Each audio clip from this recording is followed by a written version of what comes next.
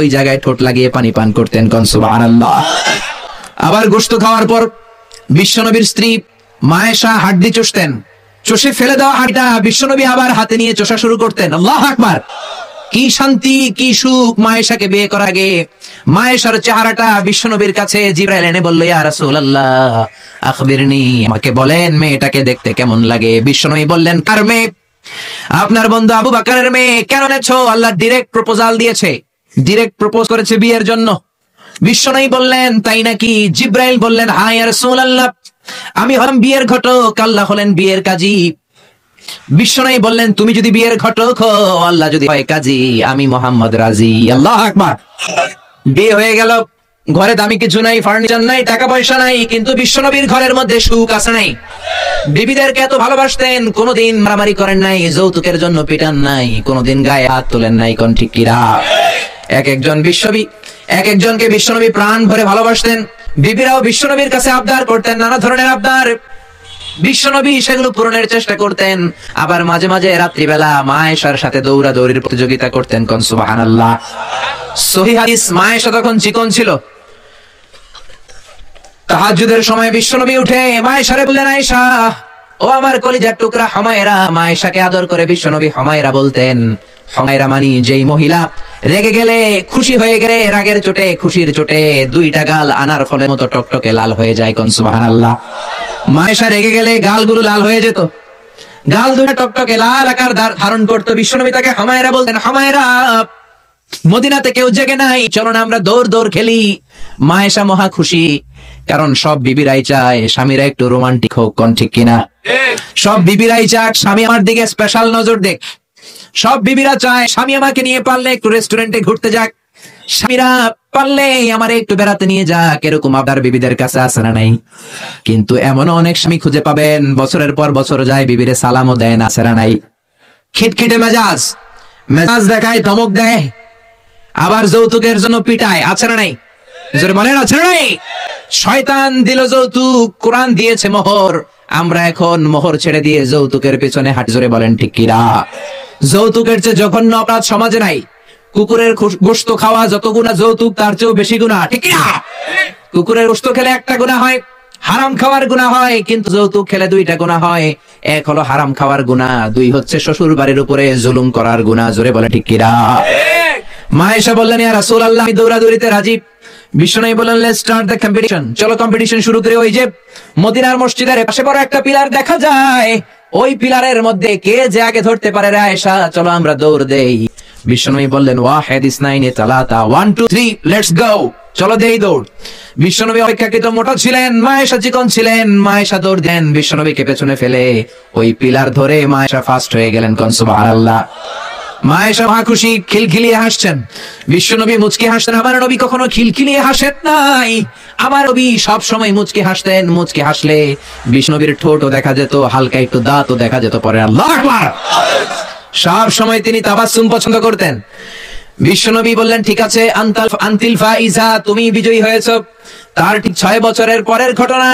এই 6 বছরের ব্যবধানে মায়েশার আগের মতো চিকন নাই, মায়েশারে মোটা বানিয়ে দিয়েছে কে?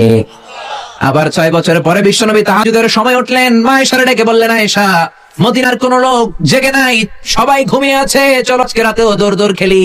মায়েশা বললেন, আমি রাজি, চলেন শুরু করে দেই। বিশ্বনবী আবার ওই জায়গায় যেয়ে দাঁড়ালেন, বললেন, ওই যে মসজিদে নববীর পিলার দেখা যায়, কে কার আগে পিলার ধরতে পারে? রেডি, আমরা শুরু করে দেই। 1 2 3 স্টার্ট, গো। বিশ্বনবীও দৌড়, মায়েশাও দৌড়, জনমের দৌড়, আইজও দৌড়, কাইলও দৌড়। কে কে হারাতে পারে? বিশ্বনবী আগের মতোই আছেন, কিন্তু মায়েশারে মোটা বানিয়ে দিয়েছে কে? এবার আর বিশ্বনবী চান্স দেন নাই মায়েশারে। বিশ্বনবী ওই দিন আসলে ইচ্ছা করে হারেন নাই, মায়েশারে জিতানোর জন্য দেরিতে গিয়েছেন। ঠিক কিনা?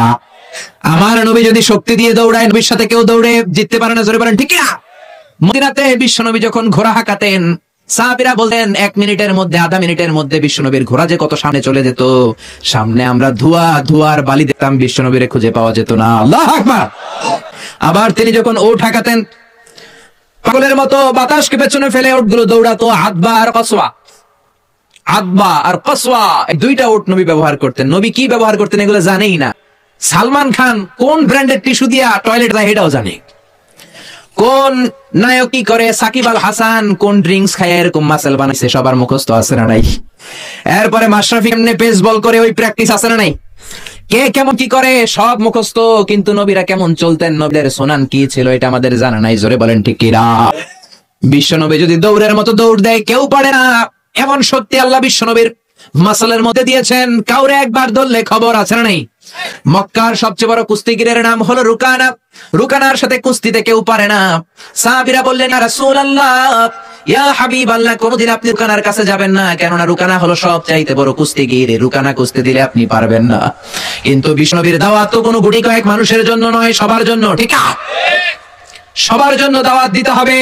বিশ্বনবী ফজরের নামাজের পরে সাহাবাদের চোখকে ফাঁকি দিয়ে রুকানার কাছে চলে গেল।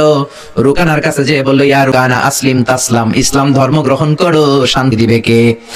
রুকানা বলে, ধর্ম গ্রহণ করব না, একটা শর্তে করতে পারি, কুস্তিতে মুসারাআতে যদি আমাকে হারাতে পারো, আমাকে যদি কুস্তি খেলে হারিয়ে দিতে পারো, তাহলে আমি কালিমা পড়ে নেব। বিশ্বনবী বললেন, আমি তো কুস্তি লাগি না, আমি কাউরে মারি না, তবে জাহান্নামের মাইর থেকে বাঁচানোর জন্য আমি এসেছি। বলেন ঠিক কি না?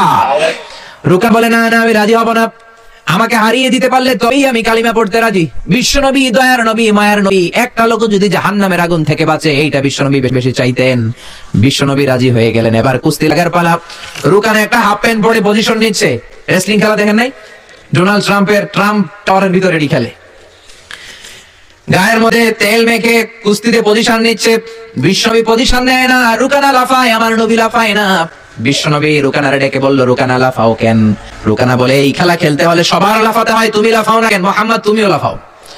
বিশ্বনবী বললেন, আমি লাফাফি পছন্দ করি না, আমার নবী সেলাইবিহীন লুঙ্গি ব্যবহার করতেন, সেলাই ছাড়া লুঙ্গি পরে যদি কেউ লাফালাফি করে বাতাসে সতর খুলে যাওয়ার সম্ভাবনা আছে না নাই? বিশ্বনবী লাফালাফি করেন না, দাঁড়িয়ে আছেন। রুকানা বলে, মুহাম্মদ তুমি আগে বক্সিং মারো। বিশ্বনবী বলেন, আমি কাউরে মারি না, কারণ আমারটা খাইয়া হজম করার যোগ্যতা কারো নাই, ঠিক না? বিশ্বনবী বললেন, আমি মারবো না, তুমি মারো। রুকানা বলে, তুমি মারো। রুকানারাও রাজি করাতে পারেন না। বিশ্বনবী বক্সিং মারেন নাই। বিশ্বনবীর মুবারক ডান হাতটা নিয়ে রুকানার বাম কাঁধের মধ্যে টাচ করে বিশ্বনবী বললেন, ও রুকানা, এত লাফাও কেন, এত লাফাও কেন? বিশ্বনবী ডান হাত দিয়ে কাঁধের মধ্যে ধরতে দেরি, মুহূর্তের মধ্যে রুকানা বেহুশ হয়ে যায়। আল্লাহু আকবার। সবাই রুকানার মাথার মধ্যে পানি ঢালে, পানি ঢেলে হুশ করে বলে, রুকানা তুই তো বড় শিয়ানা। ওরে রুকানা, তুই তো বড়, তোর শেয়ানাগিরি গেল কই? আব্দুল্লাহর কা মুহাম্মদ তোরে ঘুষি দেয় নাই, কিক মারে নাই, বক্সিং মারে নাই, শুধু একটু ধরেছে, বেহুশ হলি কেন? রুকানা বলে, তোরা তো জানিস না, তোরা কিছু দেখিস নাই, তোরা দেখছিস মুহাম্মদ হাত দিয়ে আমার গায়ের মধ্যে ধরেছে, আসলে ওইটা হাত ছিল না, আমার মনে হয় গোটা উহুদ পাহাড়টা এসে আমার কাঁধের উপরে চেপে বসেছে। জোরে কোন সুবহানাল্লাহ। বিশ্বনবী রুকানাকে বললেন, রুকানা তুমি তো হেরে গেলে, এবার কালিমা পড়ো। কয়, না না, আমি রেডি আছিলাম না, তুমি আগে ধরছো। মুনাফিকেরা মিথ্যা বলে, জোরে বলেন ঠিক কিনা?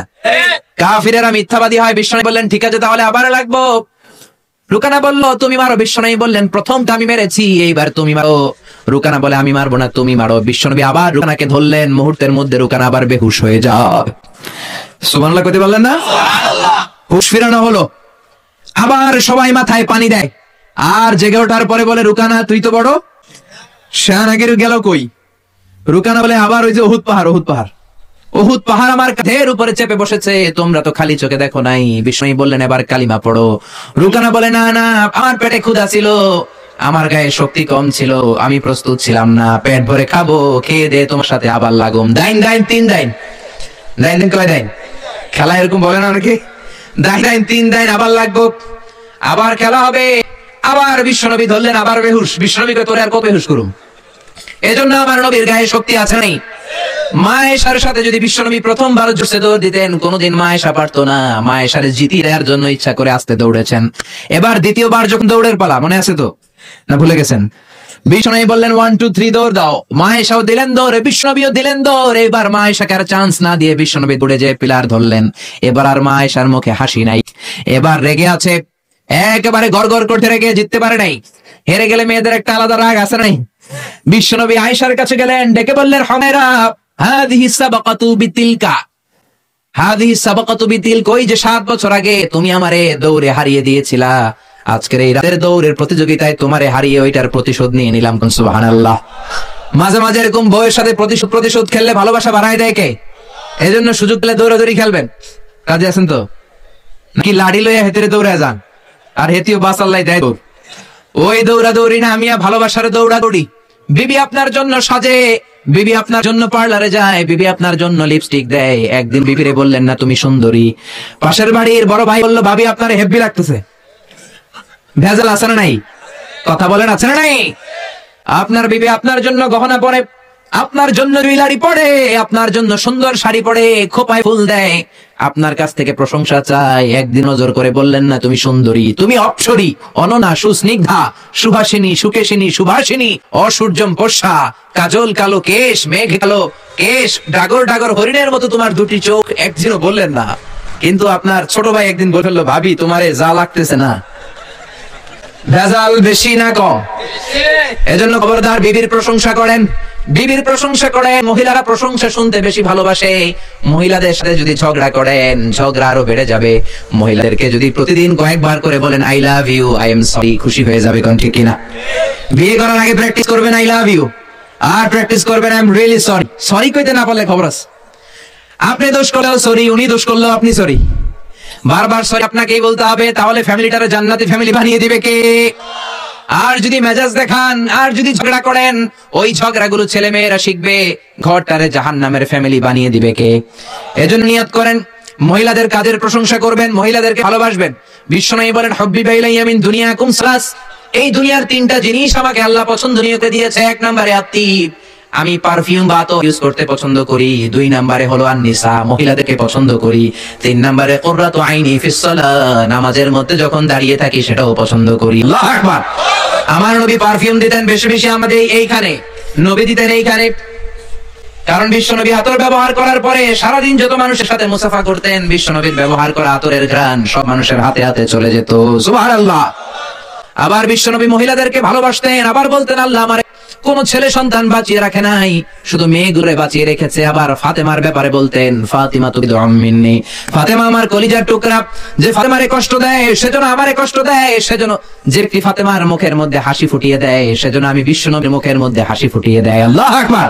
যালিকাল কিতাবু লা রাইবা ফীহি হুদাল লিল মুত্তাকিন, this is the book whereof there is no doubt in it and a guidance to those who are muttaqin। এটা এমন বই যে বইয়ে কোনো ভুল নাই, যে বইয়ে কোনো সন্দেহের লেশ মাত্র নাই। মুত্তাকিনদের জন্য হেদায়েত করে এই কোরআনটারে নাজিল করেছে কে? এজন্য কোরআনের মধ্যে হেদায়েত আছে না নাই? এজন্য মানলে এই কিতাবটাকে পুরোটা মানতে হবে। কিছু মানলাম কিছু ছাড়লাম এমনটা করা যাবে? জোরে বলেন। কোরআনের সূরা 114টা, 114টা চ্যাপ্টার রয়েছে, 114টা সূরা রয়েছে। মানলে 114টাই মানতে হবে। জোরে বলেন ঠিক কিনা? একদল আছে বেছে বেছে মানে, নরম নরম কথাগুলো মানে, গরম কথা মানতে চায় না। আছে না নাই?